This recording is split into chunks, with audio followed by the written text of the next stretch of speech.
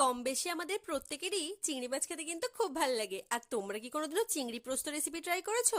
যদি না করে থাকো, এই রেসিপিটা তোমাদের জন্য। Hello friends, welcome to my mini blog. আজকে আমি বানাবো চিংড়ি পোস্ত।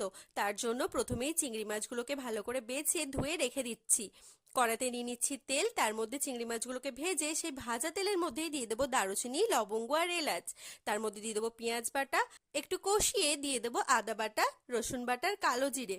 সবকিছুকে ভালো করে কষিয়ে তার মধ্যে দিয়ে দেবো পরিমাণ মতো লবণ আর হলুদ। এখানে কিন্তু আমি কোনো গুঁড়ো লঙ্কার ব্যবহার করিনি। মশলা থেকে তেল ছেড়ে এলে তার মধ্যে দিয়ে দেবো বেটে রাখা পোস্ত, দিয়ে জল ঢেলে দেবো। জলটা ফুটে গেলে তার মধ্যে দিয়ে দেবো ভেজে রাখা মাছ। 3-4 মিনিট মতো ফুটিয়ে দিয়ে দেবো চিড়ে রাখা কাঁচা লঙ্কা। আমি এখানে 2টো কাঁচা লঙ্কা ব্যবহার করেছি, আপনারা আপনাদের টেস্ট অনুযায়ী দিতে পারেন। নামানোর আগে তার মধ্যে দিয়ে দেবো সামান্য পরিমাণ চিনি, দিয়ে নামিয়ে নিলেই আমাদের চিংড়ি পোস্ত কিন্তু একেবারে রেডি। আর এটা খেতে এত দুর্দান্ত হয়, একবার অবশ্যই ট্রাই করবেন। কেমন হয়েছে কমেন্টে জানাবেন। দেখা